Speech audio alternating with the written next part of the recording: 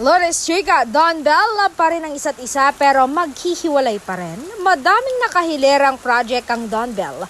Ayon sa balibalita, hindi na nga ito matutuloy dahil sa iba't ibang kadahilanan, kabilang na riyan ang issue umano sa toxic na fans at protektahan ang kanilang tunay na relasyon sa tunay na buhay.